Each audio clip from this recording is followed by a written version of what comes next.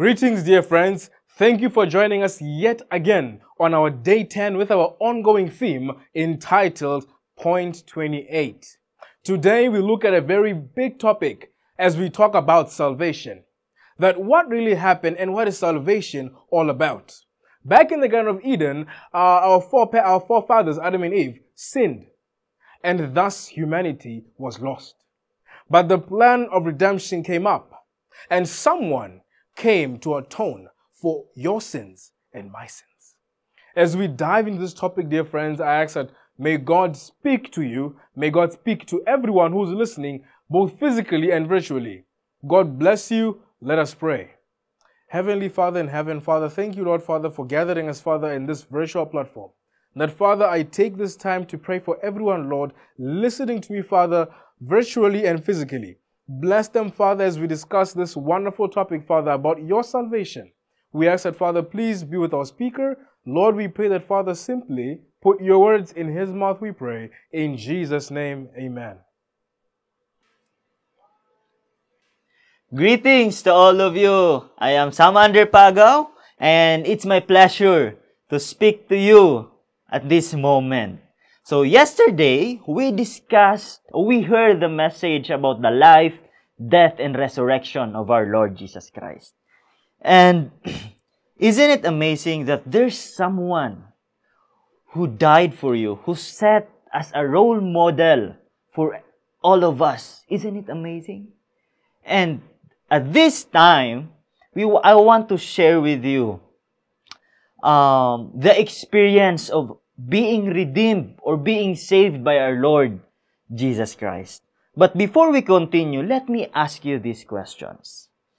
Are you in a situation right now where you feel doomed and helpless? Are you in your situation right now that you feel like there's no way out? I know that you have your problems. I know that you're experiencing something. That's why let me ask you these questions. Are you in that situation that it feels like there's no way out? Okay? Have you experienced, brothers and sisters, have you experienced being rescued by someone? Like financially, spiritually, physically? Have you experienced being rescued by someone? At this time, let me share with you one person who rescued us from the bondage of sin. Okay. I know that in your life, in your journey, I know you met someone who helped you, who rescued you from any aspect of life.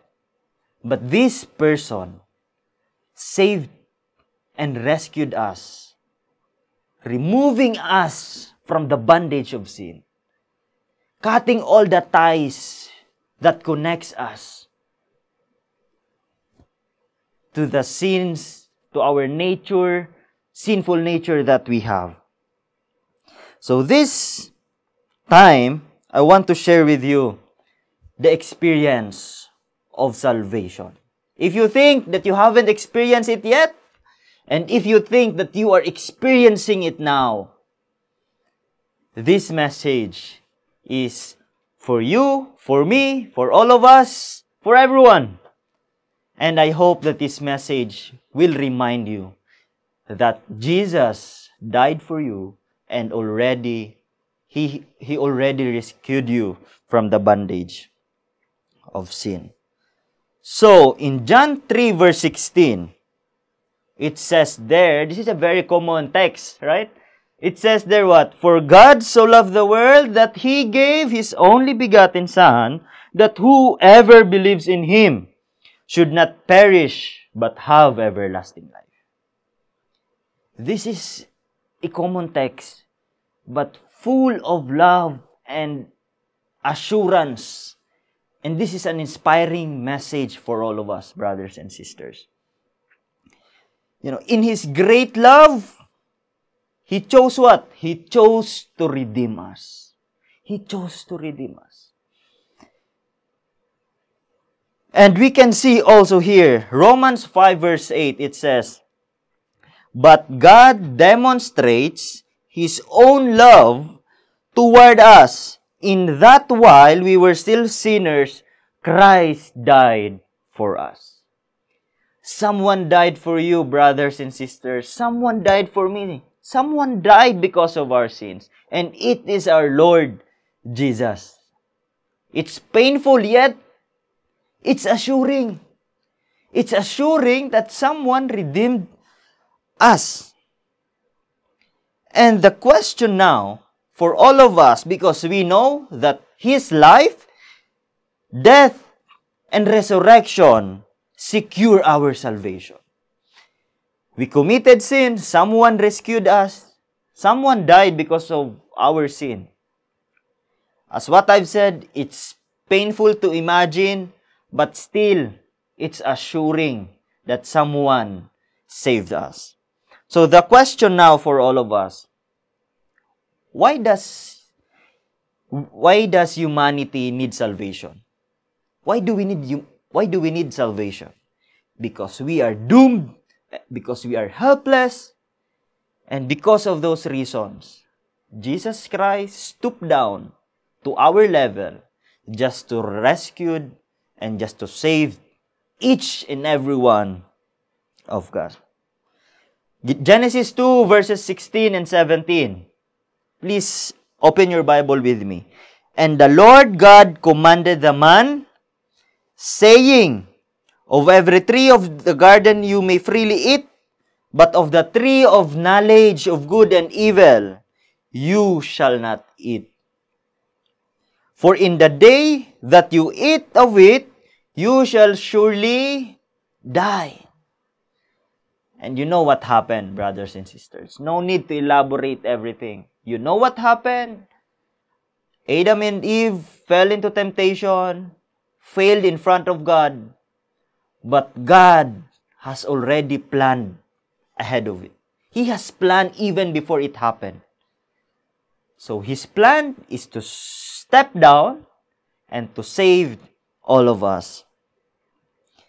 And is there a hope for humanity? What do you think, brothers and sisters? Maybe you have a broken family, your husband or wife left your family, your children are not following you, financial problem, toxic work, unsuccessful career. You know, is there a hope for humanity? Wars everywhere. Pain everywhere. Disappointments. Is there a hope behind all of these sufferings that we have right now? And we are all sinful. We are divided. We are distrust are everywhere.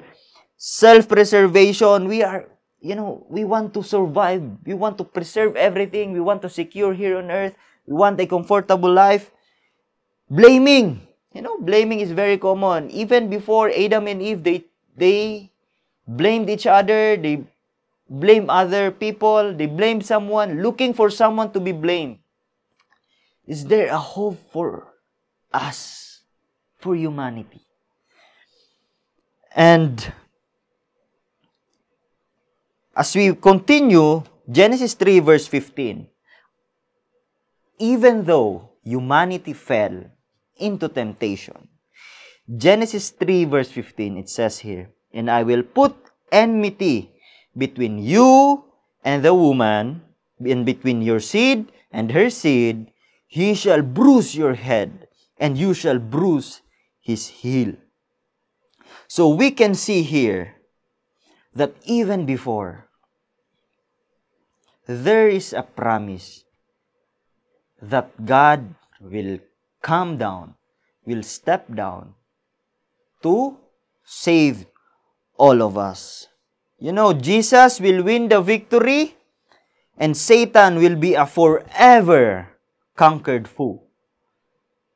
Knowing that our future is secure gives us peace that transcends tough times. God's peace will fill your heart and help you survive anything life may bring. So this is an assuring promise for all of us, for each and every one of us. But how do we accept this salvation? How do we accept this salvation? We hear this a lot of times. This is a very common message that someone saved you, someone died for you, someone redeemed you. But how do we accept this salvation? This is a two-way. Relationship is a two-way process. God loves us, and we need to love God as well. And right now, we know that God saved us, but how do we accept salvation? Is it enough that Christ died for us? He died at the cross, and we are doing nothing, doing what we want, doing what pleases us. So, let me read in Romans 10 verses 9 to 10. it says here that if you confess with your mouth the Lord Jesus and believe in your heart that God has raised Him from the dead, you will be what? You will be saved. For with the heart one believes unto righteousness, and with the mouth confession is made unto salvation. So it is very important to believe. What? To believe. Not only to believe, but to confess our beliefs, to confess our sins, to confess through our mouth, and to express what we really feel. And you know, brothers and sisters, repentance is the first step in our salvation. Repentance is the first step in our salvation. You know, after doing something, we might experience the consequences of our sin, but repentance is the first step of our salvation. If you are still holding that sin, if you are still holding that treasured sin that you have right now, please let it go.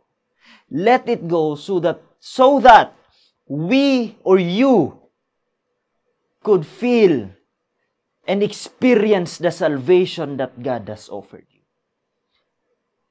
If you are having a hard time, if we are having a hard time letting go of that sin, in order for us to fully experience the salvation, we need to let go of that treasured sin right now.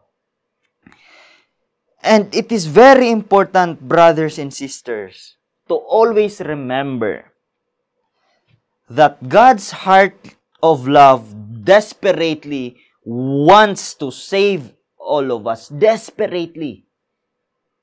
He wants to save all of us. God exchanges your sinful record with Jesus' spotless record.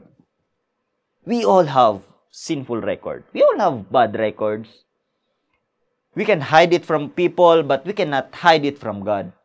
But God replaced it with His spotless record. Then He promised you to help your record clean.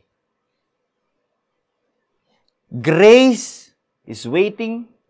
Grace saves you, and Jesus is waiting for all of us. For me, for you, for all of us, brothers and sisters. And accepting God's gift is putting Him first. It means growing spiritually with Him as your guide into the person He created you to be. In our journey as Christians, there are times that we will stumble, we will fail, but God is always reaching us, guiding us, that when you fall, there is always a chance for you to get up and move forward again.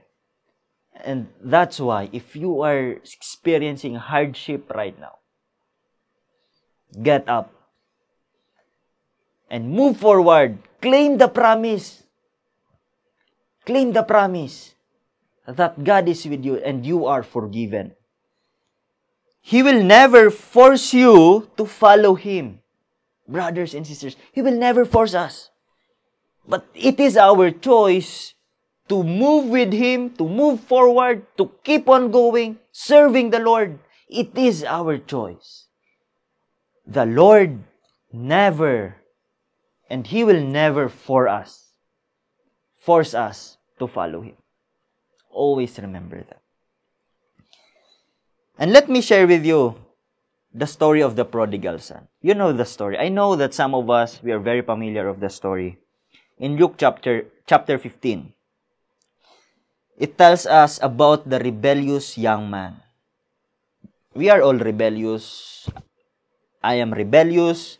In some ways, I didn't do the same way what prodigal son did, but still, we became all rebellious. We rebelled against God, against His will. And We are all guilty of this. But this man, remember, he wants his inheritance in his perfect time. For him, for that young man. And he said, I want my inheritance, Dad. I want my treasure. I want my inheritance. I want to get my inheritance. So, what happened? The father gave the inheritance, and then he did all he wanted to do. But at the end of the day,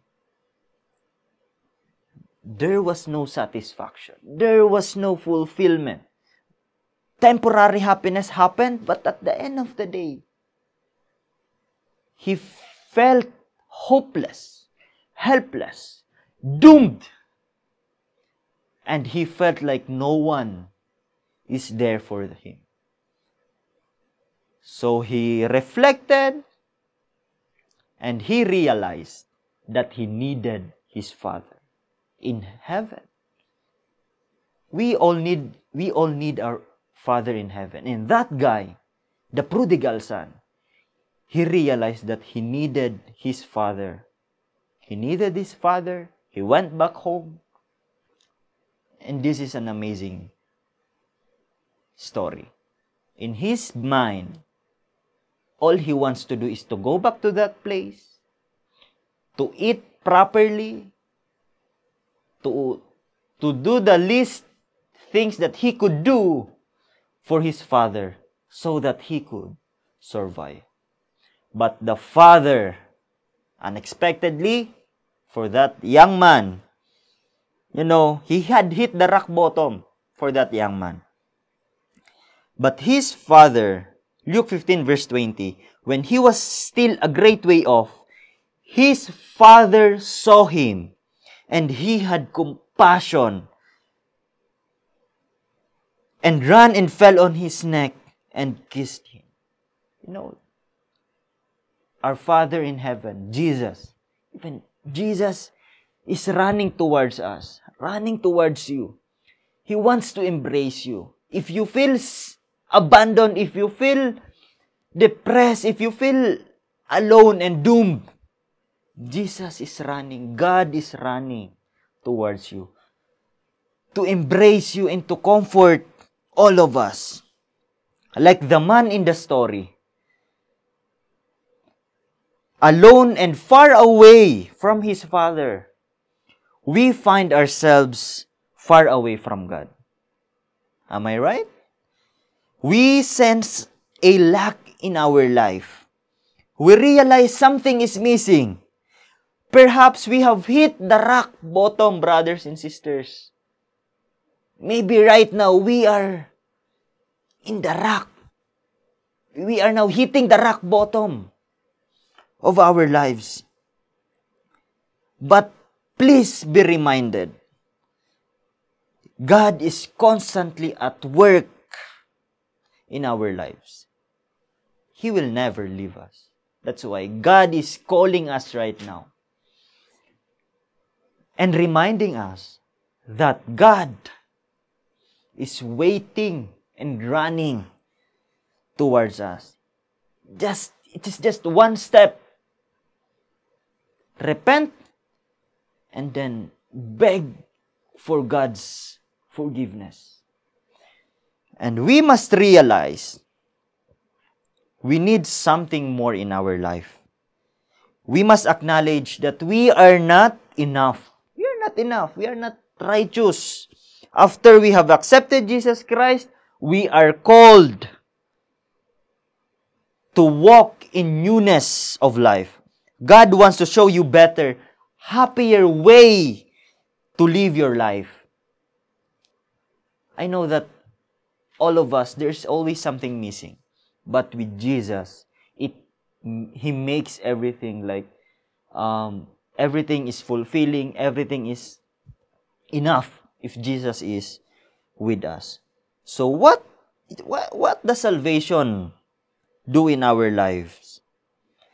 Let me share with you the promise in Jeremiah 29 verse 11. It says here, salvation gives future and hope.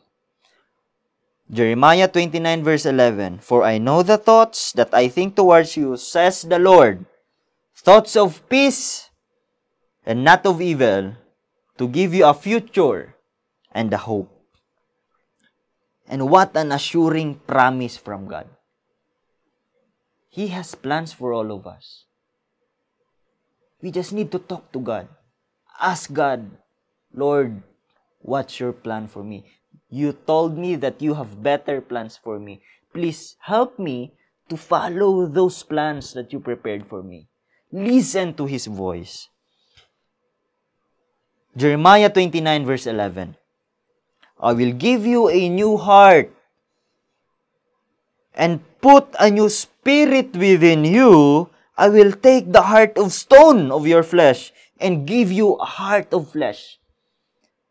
And as we can see here, by our own works, by our own deeds or effort, we cannot afford to have a new heart, a new spirit. It is only God who can, what?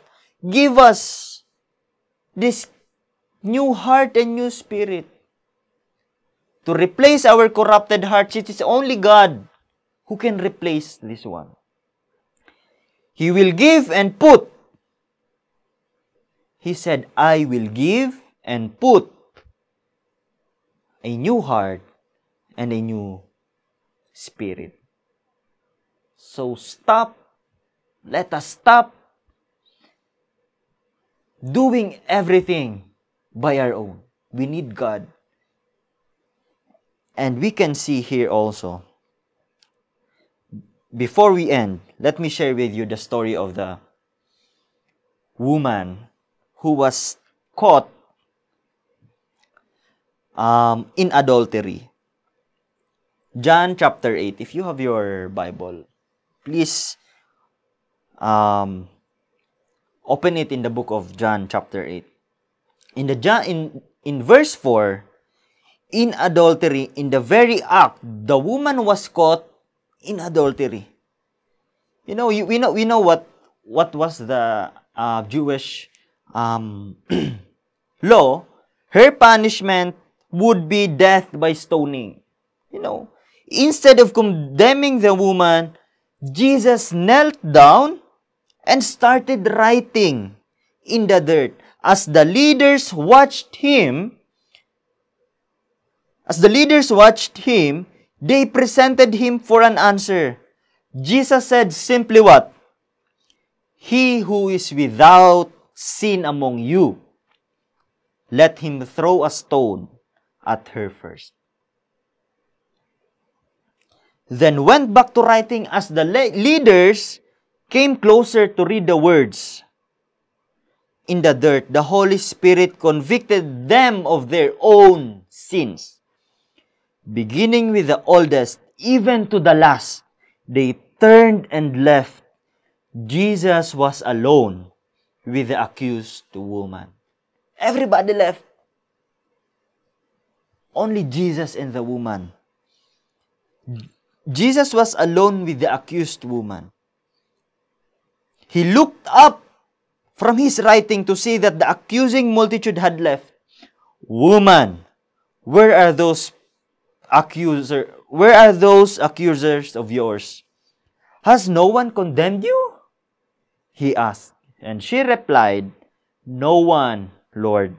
Then Jesus spoke these words of forgiveness, "Neither do I condemn you.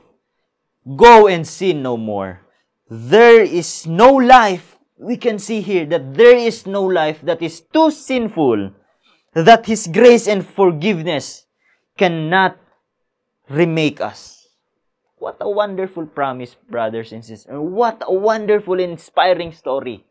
People who around us would condemn us. But at the end of the day, when they reflected on themselves, all of us are sinners. That's why if you feel like you are being condemned, if you feel like no one is there for you, please remember that God offers forgiveness. And what an amazing story. And before we end, Please take note of this. If we make mistakes or wander astray, God is still with us. Our works do not earn us merit with Christ. It is not by works of righteous which we have done, but according to His mercy, He saved us. However, like the woman caught in adultery, Jesus pleads with us not to go back to our life of sin. I hope and pray, brothers and sisters, that as we continue this journey, as we experience the salvation that He offered, He offers, and He will offer, please always remember that when you fail, God is always with you. When we stumble, He is always there to pick us up. I hope and pray that all of us will have a wonderful experience of salvation. God bless us all. And before we end, let us pray. Father God, which art in heaven, we claim and we admit that we are sinners. At the back of our mind, we hear a lot of noises, voices that we are sinners, we are unworthy. But Father, we know that we have done a lot of things. And those situations hinder us to come to you. But please, Lord, may the Holy Spirit touches our hearts and minds, convince us, and to accept the salvation that you offered, you offers, and that you will offer in the future. And we pray, Lord, that as we continue this life, this journey in this earth, help us to turn away from sins and to fully surrender everything to you. And along the way, if we stumble, Lord, please remind us again of these promises. Thank you so much for accepting us just as we are. Thank you for always giving us opportunity to serve you. This is all we pray in Jesus' name. Amen. God bless you all, brothers and sisters. Wow, isn't that just amazing? That it took a divine being to come and die for our sins.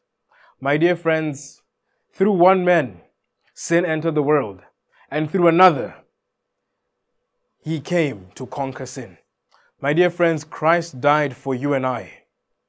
The Bible tells us in John chapter 16 that for God so loved the world that He gave up His only begotten Son, that whosoever believeth in Him shall not perish, but shall have eternal lasting life. My dear friends, we obey not to be saved, but we obey because we are already saved. Salvation is a gift. And right now it is up to you and I either to receive the gift from God. Thank you so much for joining. May God bless you and your family. We shall meet again tomorrow. Thank you for joining us in this beautiful, magnificent Bible study that we're doing, Point 28. And if in case you have more questions, you want to clarify things, then you can send us a message, send us an email, comment down here in this video so we can guide you in a Bible study. Once again, if you have questions, if you want to learn more, if you want to have a Bible study with us, we are more than willing, our missionaries will be ready to share a Bible study with all of you.